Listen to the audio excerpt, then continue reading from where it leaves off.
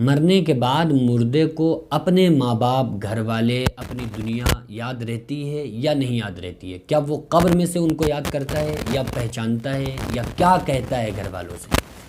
دیکھیے، یہ تو ہر شخص جانتا ہے کہ جب مردے کو قبر میں رکھ دیا جاتا ہے تو اس کی روح اس کے جسم میں واپس کر دی جاتی ہے، اور پھر اس کے لیے دو کنڈیشن ہوتے ہیں۔ کچھ لوگ تو ایسے ہوتے ہیں جو نیک ہوتے ہیں، تو وہ بھی اپنے ان لوگوں کو جن اپنی جو فیملی میں رہتا تھا، گھر والوں میں رہتا تھا، اگر کوئی کسی بیوی کا انتقال ہوا تو وہ اپنے شوہر کو یاد کرتی ہے، شوہر کا انتقال ہوا تو بیوی کو یاد کرتی ہے، والدین کا انتقال ہوا تو اپنے بچوں کو یاد کرتے ہیں، بچوں کا انتقال ہوا تو والدین کو یاد کرتے ہیں۔ لیکن کون سے لوگ یاد کرتے ہیں، کون سے مردے یاد کرتے ہیں، کون سے مردے نہیں یاد کرتے ہیں؟ کن کے اندر اتنی طاقت ہوتی ہے جو اپنی بیتا ہوا کل یاد رکھتے ہیں، اور کن کو طاقت نہیں ہوتی؟ دیکھو، کچھ لوگ یہ کہتے ہیں، کچھ لوگوں کا بس یہ خیال ہے کہ مرنے کے بعد تو انسان ختم ہو گیا، اب اسے اس دنیا سے کوئی تعلق نہیں رہتا۔ حالانکہ ایسا نہیں ہے۔ آپ یہ دیکھیں نا کہ یہ بات قرآن حدیث سے ثابت ہے کہ جب قیامت کے دن کوئی بندہ، اللہ تبارک و تعالیٰ لوگوں کو زندہ کرے گا اور ان سے پوچھے گا کہ تم دنیا میں کتنا رہے، تو وہ کہیں گے ایک دن یا اس سے بھی کم۔ تیسرے پارے کے اندر پورے تفصیل کے ساتھ ذکر ہے کہ ایک دن رہے یا اس سے بھی کم رہے۔ تو اللہ تبارک و تعالیٰ کے اس سوال سے اور بندوں کے اس جواب سے یہ بات ثابت ہوتی ہے کہ انہیں اپنی زندگی، اپنی دنیا یاد ہے۔ تو جب انہیں آخرت میں وہ دنیا یاد ہے تو قبر میں بھی ان کو اپنی دنیا یاد رہتی ہے۔ اسی وجہ سے جب کوئی شخص قبر پہ جا کے پڑھتا ہے، کچھ ایصال ثواب کرتا ہے، تو وہ مردہ اس کو سنتا بھی ہے اور مردہ پہچانتا بھی ہے کہ ہماری قبر پہ کون آیا ہوا ہے۔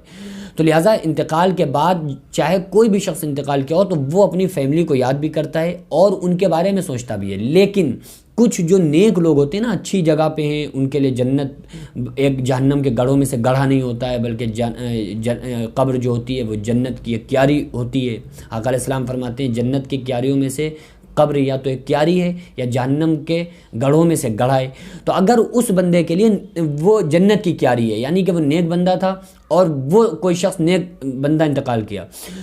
تو وہ شخص اپنے گھر والوں کو یاد کرتا ہے اور وہ یہ کہنے کی کوشش کرتا ہے کہ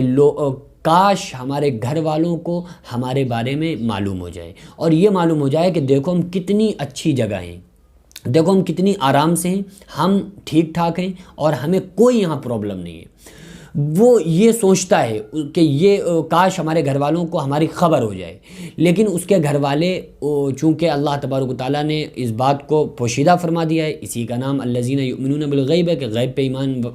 لانے کا مقصد یہ ہے کہ بھئی آپ کو وہاں عالم برزخ کی، قیامت کی کوئی بات ابھی نہیں دکھائی جا رہی ہے بلکہ صرف بتائی جا رہی ہے، آپ سن کے اس پہ ایمان لیں۔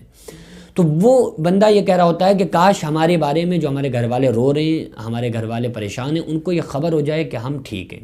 اور جب کوئی برا بندہ ہوتا ہے تو وہ یہ کہتا ہے کہ کاش ہماری خبر، جس کنڈیشن میں ہم ہیں، جو ہمارے اوپر سخت سزائیں ہیں، جن کے لیے قبر جہنم کے گڑھوں میں سے گڑھا ہوتی ہے، ازدہے قبر کے اندر ہوتے ہیں اور بچھو ہوتے ہیں، بچھو اور سانپ کی لڑائی ہوتی ہیں، تو وہ اس کی روح یہ کہنے کی کوشش کرتی ہے کہ کاش ہمارے گھر والوں کو ہماری بدحالی معلوم ہو جائے تاکہ وہ ہماری کچھ ہیلپ کر سکیں۔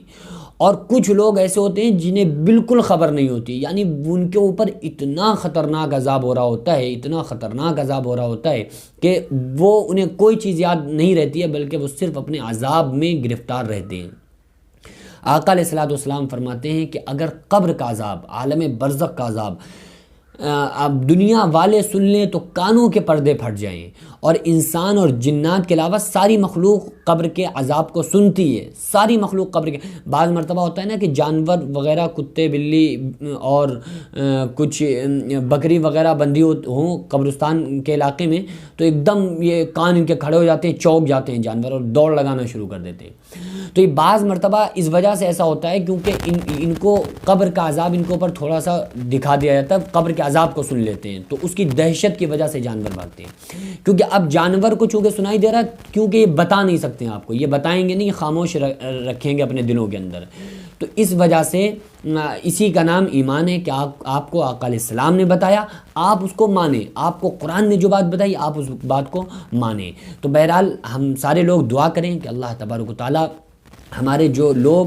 ہمارے رشتہ داروں میں سے، عزیز و اقارب میں سے، گھر والوں میں سے جو بھی لوگ اس دنیا سے رخصت ہو گئے، اللہ تبارک و تعالیٰ اپنے فضل و کرم سے پیارے آقا صلی اللہ علیہ وسلم کے صدقے میں اللہ تبارک و تعالیٰ ان کی قبر پر اگر عذاب ان کو ہو رہا ہو تو ان کی قبر سے عذاب کو اٹھا لے، اور ان کو جنت الفردوس میں اعلیٰ سے اعلیٰ مقام عطا فرمائے، اور ان کی اللہ تعالیٰ اپنے فضل و کرم سے ان سب کی بخشش فرمائے۔ اور ہم لوگ جو لوگ دنیا میں ہیں، اللہ تبارک و تعالیٰ سے دعا ہے کہ اللہ تبارک و تعالیٰ ہم سارے لوگوں کو موت کے وقت کی سختی سے، قبر کی وحشت سے ہم سارے لوگوں کی حفاظت فرمائے۔ وما علینا الا البلاغ۔ السلام علیکم ورحمۃ اللہ وبرکاتہ۔